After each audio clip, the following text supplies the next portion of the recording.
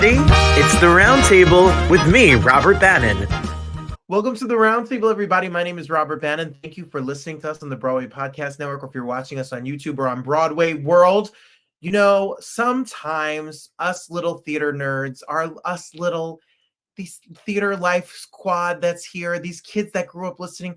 I was born in 1983 in Fort Lee, New Jersey. So come the early 90s and throughout the 90s, the renaissance really of musical theater in my life, I know our next guest's work. And I am so excited that she's going to one of my favorite places to see live music, the Green Room 42. P.S. I have a live album from the Green Room 42. You could listen to it. It's called Rewind. But that's just a shameless plug for myself. We're here talking about the all the award-nominated Broadway, off-Broadway. I am here for Sally Mays. Houston is in the house. Hello, Sally. Hi. How are you? I am so excited to meet you. Well, back at you. They sent me... Dan Fortune sent me a press release and he said, "Do you know Sally?" And I said, "I know her work. I know her voice."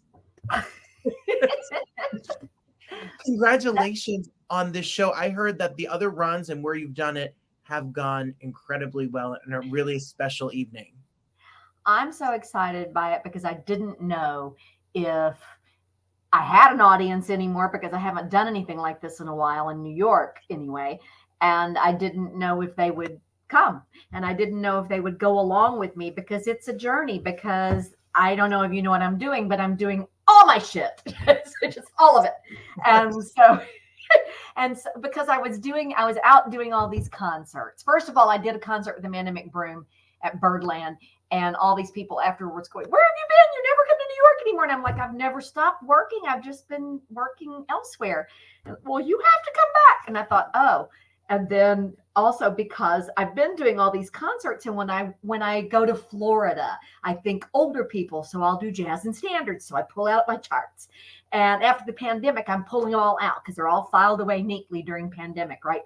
And then I go to a theater department, and so I do my Broadway. And then I go to a festival and I do my story songs and my originals and country. And so, and I'm looking at all of this stuff, and I have some great shit. I've got some great arrangements that I did for a one-off, for an album or for a show. And then I put them in a file cabinet and never looked at them again. Because when you do that, you keep your favorites and you keep putting them into like your hodgepodge shows. And so I have all this stuff that I haven't touched in years. And so my first question was, can I still sing it? And I've only had to lower two things so far. So I'm in good shape. But also, will anybody want to hear it? And they have come on this journey with me, and it has been so fun. Of course we want to hear it. We want to hear it all. Yeah.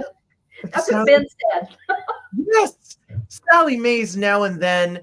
And if you want to get your tickets, you can right away go right now to greenroom42.com, and you can get whenever we have people that are doing a show at Green Room 42, I say you get their artisan pizza, you get a glass of wine, show up a little. It's so good, Sally. And then afterwards, you hang out on the rooftop there. It's such a great view of New York City. Who is calling me in the middle of this? Excuse me for the unprofessionalism of it all. Is it a friend? It's not me, is it? No, it's not me. No, but I wish it was you. No spam during this interview. As listeners. It's just a great place to see a show. There's not a bad seat. They recently renovated the entire place, and it's so beautiful. Well, I will tell you that I called other people and said, "I'd like to do this." And they would say, "You're crazy. Just do one show. I don't think you can sell 4 shows." And I was like, "Really?"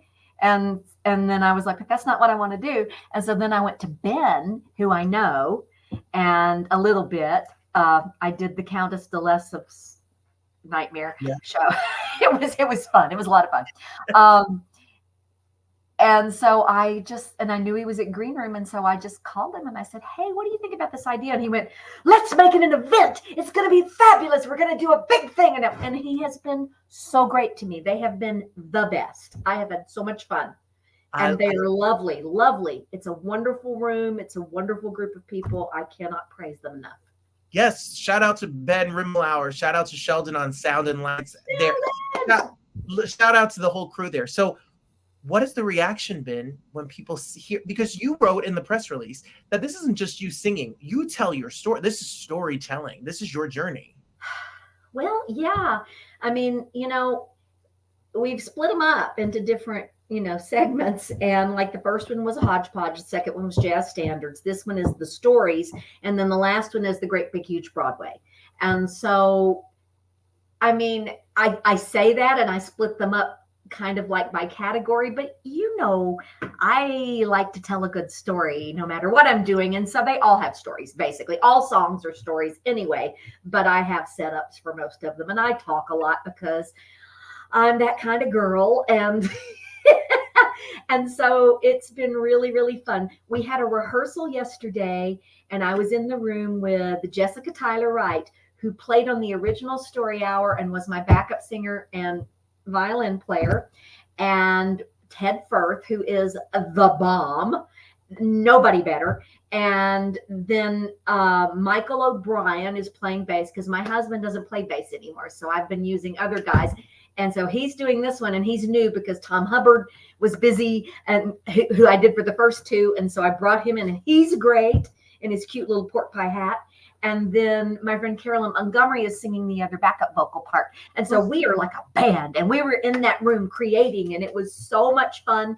And I just came home so jazzed, and I feel so great. The show is 70 minutes long. So just, bring a cushion, but I promise it's worth it because the stories are just so great. It's like, this stuff is, it's not me. It's not even me. It's the stories, and it's the arrangements. I have had the great good fortune of working with so many great arrangers over the years, like Ted and Billy Stritch and Mike Renzi and Patrick Brady and Jeff Kleitz, and Tex Arnold. And so I have all of these wonderful arrangements, and they're just so great. And so it's really fun to sing them again. And everybody's finding something that is their favorite from an album or from a show that they saw in each show. Like Ben almost cried because I sang April Snow, April Fooled Me in the last one. And he said, I can't believe you sang, and I'm like, yes, it was. So I'm sorry, I'm babbling. I'm just real excited about it. I'm so excited about it. Firstly, if you don't know about the band and if you're not in the Kool-Aid of it all, like she just mentioned, Tedd Firth, firstly, he makes the piano an instrument. He is an amazing piano player. It's like he is such a great jazz player. He plays for Marilyn May, and he's a great jazz player. And so I was like, this show is not really jazz. This one is not.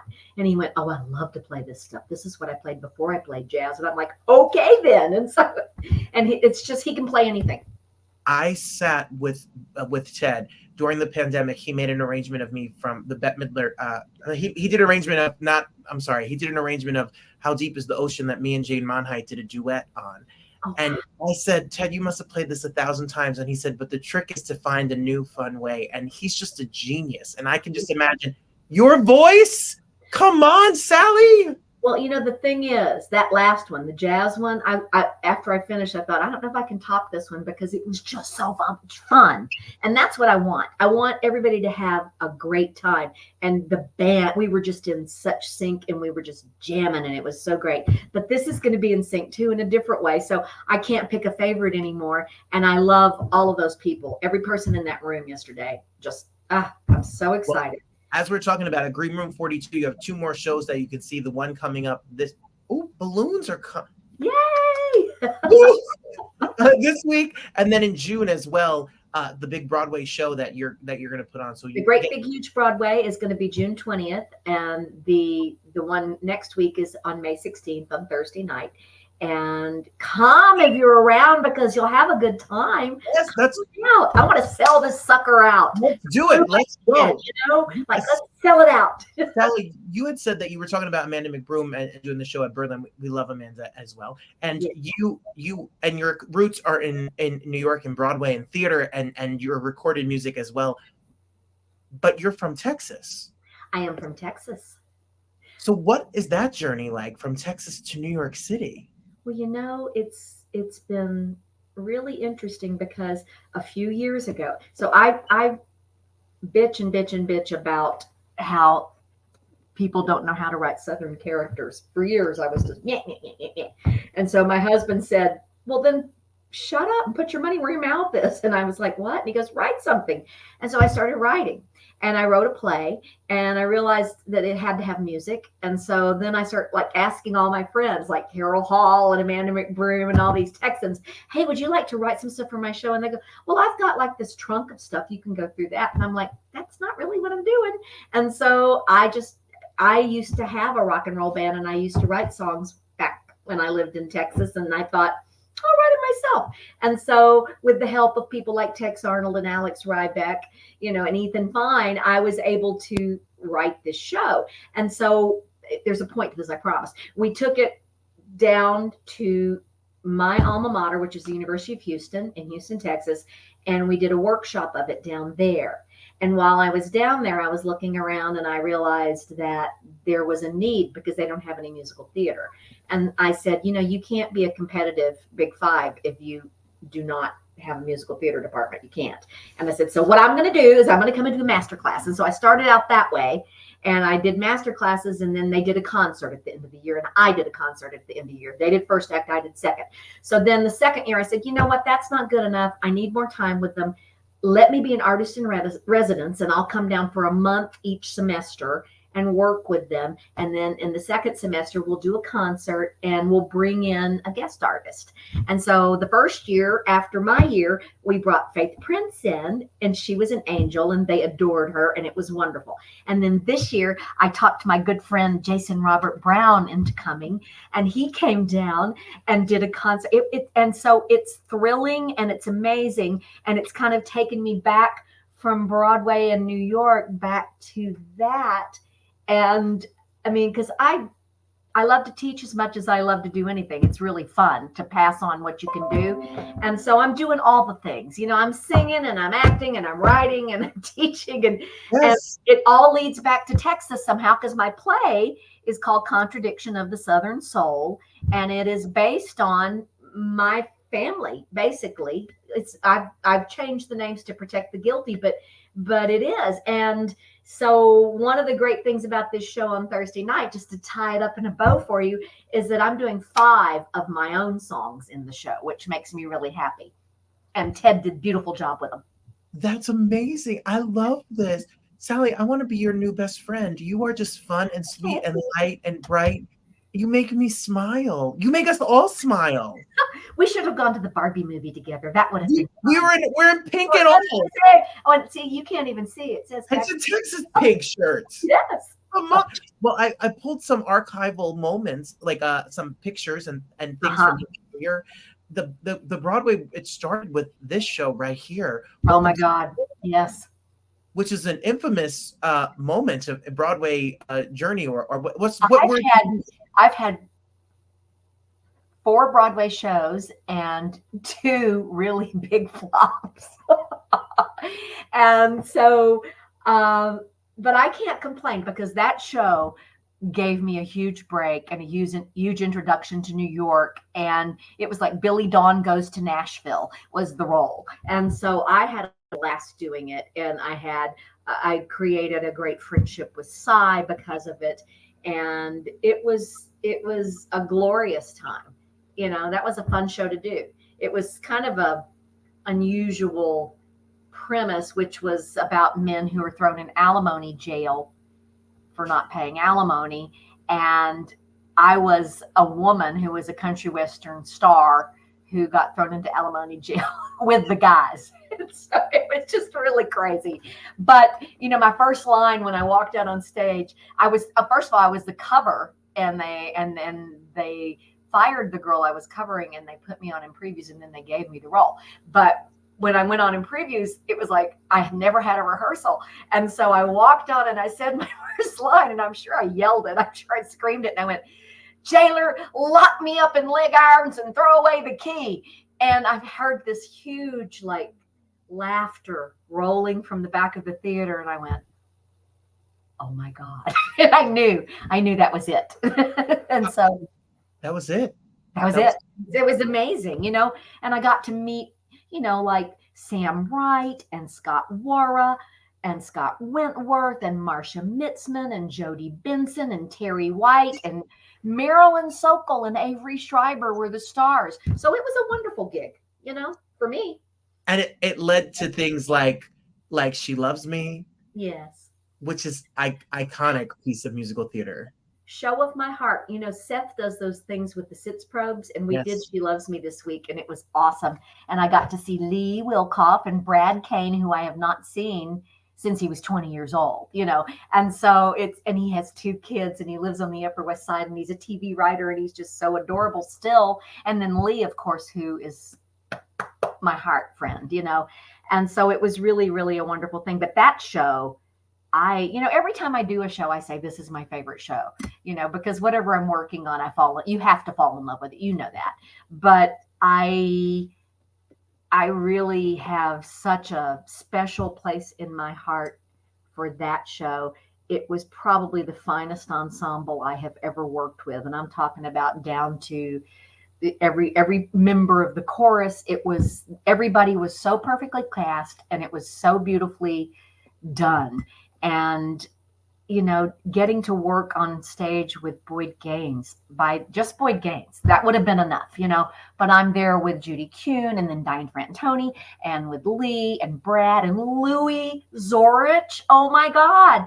And Howard McGillen, was my love interest. And it was like we were playing tennis. I'm going to hit the ball. Okay, you got it? You ready? And we were just playing tennis on stage. And it was such an ensemble, and everybody worked. And it was like, Boyd and I never had a scene together, but we were doing a 3-act play up there because we just had it all worked out, Yes. And it was so much fun. And I loved that job. And so, but I kind of feel that way about all of them, except the one that shall not be named. But I hope I don't put it up here. No. Okay. But for the most part, I love everything I do, everything I work on, because you have to do that, don't you think? Absolutely. Don't you fall in love with things? Of course. And you're working on? Yeah. Yes, you've had long runs off Broadway. You've had at Closer Than Ever. You've had runs that have been on Broadway. You have done albums. How do you even look albums? You could stream the albums. They're out now. Hi. Their albums are really I know for beautiful Bill Westmoreland shots. What a great photographer, Yes. And we make albums out of love, because you don't retire off of your albums. No, it's like, I get little checks from Sound Exchange every year, and they're like, fine, but it's like, it's not like Beyonce or anything. Right, exactly. And you do it because it's like a passion project, and everyone has a different theme, and everyone has a different journey that you're taking, and it depends on where you are in your journey in your life. And so I want to do one more. I'm putting it out there. Record labels everywhere. Sally Mays wants to do one more album, at least one more album. So find me. Oh, we I want to do that. Hold on to your horses. We got to make this happen. Yeah, make it happen. When you sit down and you have this sentimental, you write your life story, your journey, or you sing these songs that take you back to a place in time in your career, how is that for you? Is it exciting? Does it make you, is it bittersweet? Is it joyful? Like, how do you sum it all up? It's all those things. I was in the rehearsal room yesterday, and Jessica and I kept crying. I would sing and she would play, and we would just be tears rolling down her face, because it's been such a journey together, and she's gone on to become a very successful Broadway actress herself, and she's got a little girl now, and she lives in Darien, and she's had a wonderful, fat, full life, aside from being Sally Mays' backup singer violinist, and so it just makes me so happy. And when I sing certain songs, it takes me back to where I was when we came up with the idea. Patrick Brady, who I cannot say enough good things about. He kind of took me by the hand and led me through my career. And he was my musical director for 21 years. And I adore him. And now he's teaching at Shenandoah College. He's in charge of the musical theater department. Lucky kids. And, we would sit, I was kind of his muse and he was kind of mine. And we would sit in the room and we would come up with these ideas. And then he would make them so with these crazy good arrangements. And I would say, well, I want to do an evening that's all story songs, and I just want it to be acting pieces, and I don't want any theater. I want it to be pop songs. And, we would just come up with these crazy, like we were high or something, but nobody smoked pot or anything. And so, but we would just come up with these wonderful ideas, and then we would make them happen. And so whenever I sing this stuff, I have such emotional. I did an album called Valentine with my friend Jeff Kleitz, and being in a room with him doing jazz arrangements is like musical crack. It was like we just loved each other, and same goes. I mean, Billy Stritch and I had a vocal group together back in the day called Montgomery, Mays, and Stritch, and we've known each other since we were teenagers. And so it's just everything evokes something else. And so I have been this big, fat, full, emotional well for this entire series. And it has made me, I told them at the beginning, I said, I'm not doing it to make money. I'm not doing it to get a lot of to have it lead to anything else necessarily, but I'm doing it because I just want to sing my shit. And it gives me so much joy to do that I've gotten everything that I could possibly want from this. The only thing I want is for Thursday night to sell out, because I'm so excited about it. I really want that. So let's do it. I got your back. Let's put it out there. Let's do it. Listen, Thursday night, everybody, this May, and then get tickets to both. Get tickets to May and then get tickets to June. Let's sell them both out so you don't even have to think about it. I don't want to think about it. Now, it's like the only reason I want to sell it out is because I want to make sure these people, it's like after I did the jazz standard show, my sister said, people don't know those songs. People don't know those songs because they're gone. She said, and unless you live in New York and you go to a supper club or you go to a cabaret, nobody hears those songs anymore, and they're dying songs. And I'm like, I know, and I hate that. And so it's just so important for people to hear the songs, but it's also important for them to hear the work of these guys that have arranged for me over the years. It's beautiful. I sing okay, but those arrangements are great. And it's like, you just go, oh my God. Well, Sally Mae singing these great arrangements is great. And I'm being very expressive. I'm noticing I'm very Italian today. You're giving me I'm a good Italian Jersey boy, so I'm here for it. You remind me of my husband's last name is Renino, so but I thought Sally Renino just sounded barefoot pregnant, and so I kept my name. But it just evokes a different thing. My mom is Rose Antonia DiMeglio, but she took my dad's Bannon last name, and here we are. So I'm half olive oil, and that's it. I love it. You're like my son. My son's like that. There you go. Exactly. Well, listen, I am excited. And I know the theater fans and the cabaret fans and the music fans of this city and around this country and the world are looking forward to more music.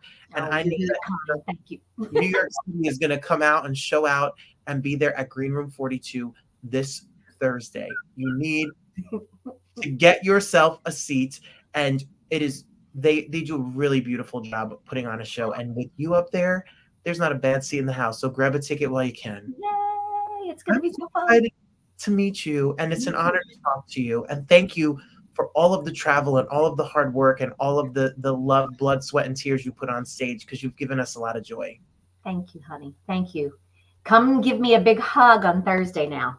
Big hug. That's a promise. Promise? Big Texas hug. We'll drink champagne and have a Texas hug. That's done. It's a date. Deal.